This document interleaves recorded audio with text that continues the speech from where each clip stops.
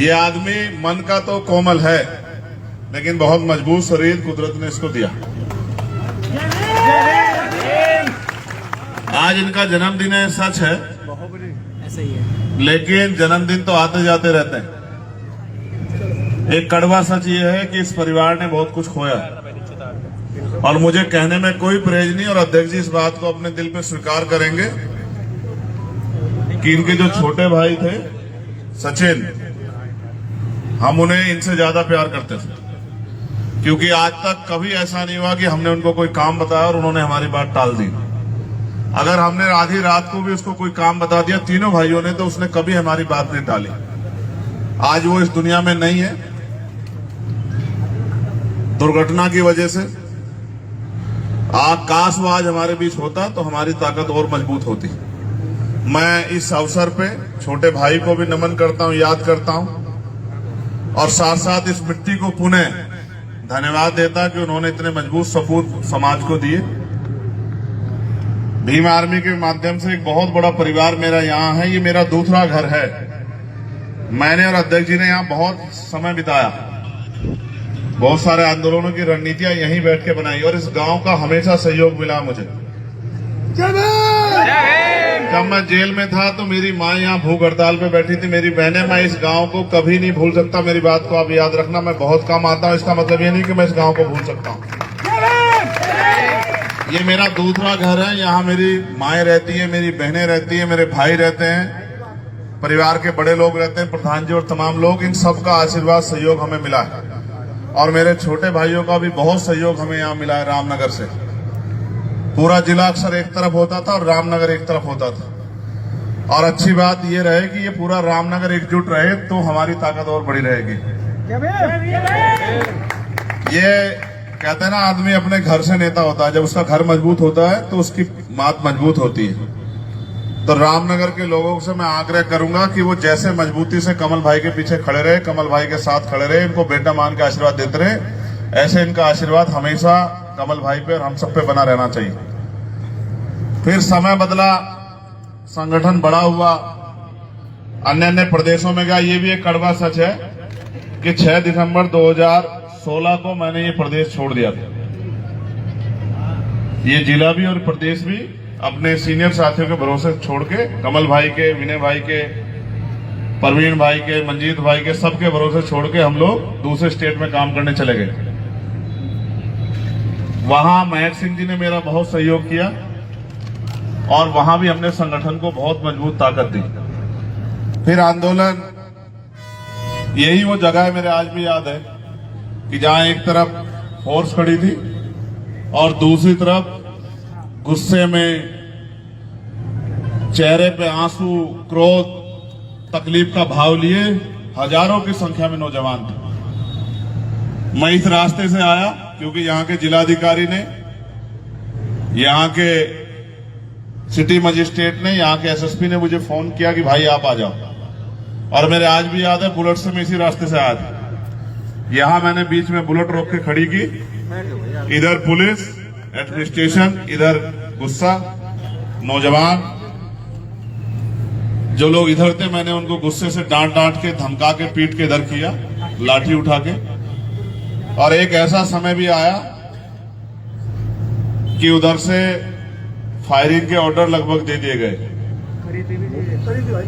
एक हो गई थी, एक फायर हो भी गई थी। मैंने बीच में मोटरसाइकिल खड़ी की और मैं प्रशासन की तरफ चल पड़ा।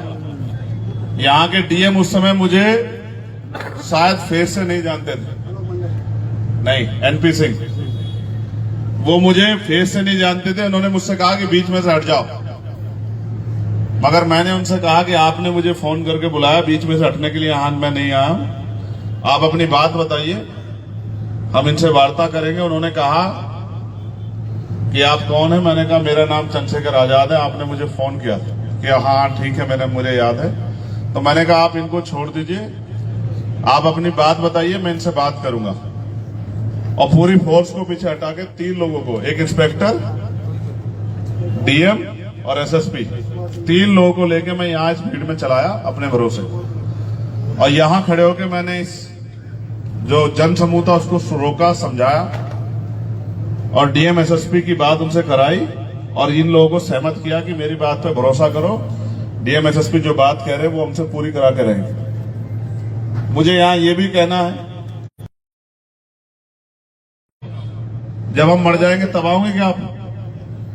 उससे पहले वहां जितनी घटना हुई उसकी मुझे कोई जानकारी नहीं। जो लोग यहाँ मेरे पुराने साथी वो इस बात को जानते हैं कि मैं वहां तब गया जब मुझे फोन करके बुलाया गया कि भैया आ जाओ।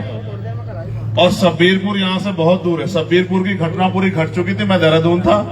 कमल भाई को मैंने कहा, फोन आया मेरे पास कि कमल भाई वहां पीड़ा होगी, आप जाओ। उस घटने का भी मुझे पहले से कोई अंदाजा नहीं था। देवबंद के लोग खड़े जिन्होंने, क्या मुझे अंदाजा था? मैं तो दोनों घटनाओं में बाद में आया क्योंकि मैं मौके पर नहीं था। मैं इसलिए इस बात को बता रहा हूं कि हमारे साथियों को सब चीजों का पता है, उनकी याददाश्त ताजा रहनी चाहिए।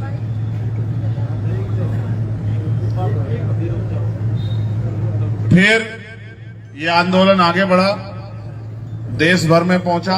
झूठे मुकदमे और जेलों ने हमारे हौसले तोड़ने का प्रयास किया, लेकिन जो टूटे नहीं। हमने 16-16 महीने जेल काटी। पहले विनय भाई बाहर आए, अब कमल, पहले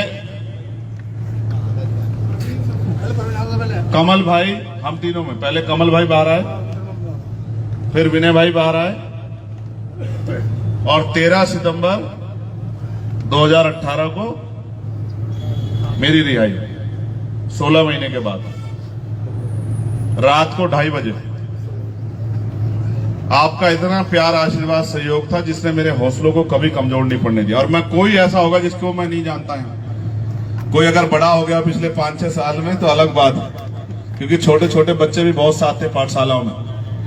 यहां भूख हड़ताल की मेरी माओ ने भूखे प्यासे रह के मुझे सींचने काम किया, मेरी ताकत बढ़ाने काम किया। जब जेल में मेरी हत्या का प्रयास हुआ, और जब मैं निकलता हूं इसके अमित के गांव के आगे से, मोटू देख नंदेड़ी, तो मैं पूछता हूं कि ये कहाँ है। अक्सर हम चर्चा कर लेते हैं कि कहीं दिखता नहीं है। कहीं ऐसे लोग हैं, ये बादशाहपुर वाला वो छोटा बच्चा जो डांस करता है, वो उसका क्या नाम है? बैठ जाओ भाई सामने से। शिवम। बहुत सारे ऐसे बच्चे हैं जो बड़े हो गए, बराबर के हो गए।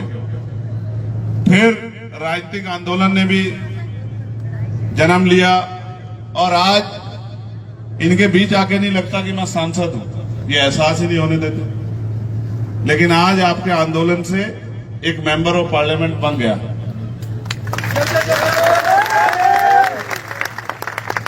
ये एक मेंबर ऑफ पार्लियामेंट शुरुआत। मैं आपको वचन देके कहता हूं कि आने वाले 10 साल में सैकड़ों की संख्या में आजाद समाज पार्टी से मेंबर ऑफ पार्लियामेंट बनेंगे। इसकी तैयारी हम लोग कर रहे हैं, क्योंकि हम एमपी एमएलए बनने की लड़ाई नहीं लड़ रहे हैं। हम अपने लोगों के दुख को खत्म करके सुख का जीवन उनके जीवन में लाने की लड़ाई लड़ रहे हैं। आज नौजवान बेरोजगार, पढ़े लिखे नौजवान बेरोजगार घूम रहे। कोई भर्ती ऐसी नहीं जिसका पेपर लीक नहीं होता। महंगाई ने गरीबों की कमर तोड़ दी। गांव में महिलाओं पर रोजगार नहीं। हम तमाम तरह से कुचले जा रहे हैं। सारी सरकारी नौकरियां खत्म हो रही, निजीकरण से को बढ़ावा दिया। किसान परेशान है, मजदूर को न्यूनतम वेतन नहीं मिल रहा। मनरेगा में जो पहले तो काम नहीं मिल रहा, जो काम मिलता है उतना कम पैसा मिलता है, 230-35 रुपए, जिसमें कुछ होता नहीं। चारों तरफ हाहाकार मचा हुआ। लेकिन मैं आपको विश्वास दिला के कहता हूं कि सहारनपुर से चला यह आंदोलन, जिसने फतेहपुर में जन्म लिया, छुटमलपुर में जिसको नाम मिला, प्रदेश राष्ट्रीय स्तर की रामनगर से जिसको पहचान मिली, और नगीना ने जिनको, बिजनौर ने जिनको इज्जत दी, ये आंदोलन देश और दुनिया में आपके नाम को आगे बढ़ाएगा और आपकी परेशानियों को हल करेगा। क्योंकि मुझे जाना है, माननीय अध्यक्ष जी जानते हैं कि मेरे सेशन परसों शुरू हो रहा है, मेरे बहुत सारे काम पेंडिंग हैं। इनके आदेश पे मैं बिना किसी, क्योंकि हमारे यहाँ अनुशासन है, हम अपने नेताओं का आदेश मानते हैं। हमारे दोनों सीनियर लीडर्स ने हमें आदेश किया था कि आपको आना है। हमने उनकी बात को सर माथे माना, हम यहाँ आए। आज हम जन्मदिन में शामिल हुए। मैं पुणे कमल भाई को, उनके पूरे परिवार को मंगल कामनाएं भेंट करता हूं। पहली बार मैं किसी के लिए तोहफा भी लाया हूं। ये तोहफा मैं सार्वजनिक रूप से दूंगा घर पे। और आप सबसे भी मैं अपील करता हूं, एक बात को कह के मैं अपनी बात खत्म करूंगा। एक शब्द है मैत्री। ये मैत्री सिर्फ शब्द नहीं है, इसके मायने हैं। और मायने को आप अगर समझ जाओगे तो बहुत सारी बातें यहीं क्लियर हो जाएंगी। मैत्री जिनके अंदर होती है, उनके मन में घृणा जैसी चीज की कोई जगह नहीं होती है। मैत्री प्यार विश्वास को जन्म देती है, और प्यार विश्वास वो ताकत है जिसके बलबूते हम बहुत बड़ी बड़ी लड़ाई लड़ सकते हैं। इसका एक छोटा सा उदाहरण ये है कि अगर दो भाइयों में सुबह झगड़ा हो जाए तो वो शाम के टाइम एक घर में रह लेते हैं, एक थाली में खा लेते हैं, एक गिलास में पानी पी लेते हैं, एक बिस्तर पे सो लेते हैं। झगड़े विवाद होते हैं। अगर हम मैत्री करते हैं, प्रेम रखते हैं, दिखावा नहीं करते, हमारे मन में वही है जो हमारी जबान पे है, तो रिश्ते सामान्य बन जाते हैं। माफ करने वाला बड़ा होता है। दुनिया का इतिहास है, कोई माफ करने वाला छोटा नहीं हुआ। मैंने बहुत सारे साथियों की गलतियों को माफ किया। मैं ये मानता हूं, ये आंदोलन है। पुराने साथियों से मेरा आग्रह है कि वो अपने मन की घृणा को निकाल के, जिस तरह पहले उन्होंने आंदोलन को सींचा, अपने आपस की छोटी मोटी गांव की विधानसभा जिले की लड़ाई को खत्म करके अगर वो पुणे अपने आंदोलन को आगे बढ़ाए तो ये सहारनपुर जिला हमारी सबसे बड़ी ताकत है। ये हमारा घर है। और मैं चाहता हूं कि इस बार, मैंने रामपुर में भी कहा था और मैं यहां फिर दोहरा रहा हूं, हमारी पार्टी के, आजाद समाज पार्टी के बहुत सारे नेतागण यहाँ हैं, भीम आर्मी के बहुत सारे नेतागण यहाँ हैं। मैं इस बार ये चाहता हूं कि यहाँ जिला पंचायत अध्यक्ष 2026 में आजाद समाज पार्टी का बने। और फिर जब 2027 आए तो हम अपने बलबूते काम करके बताएंगे कि हमें अवसर मिलने पर हम क्या कर सकते हैं।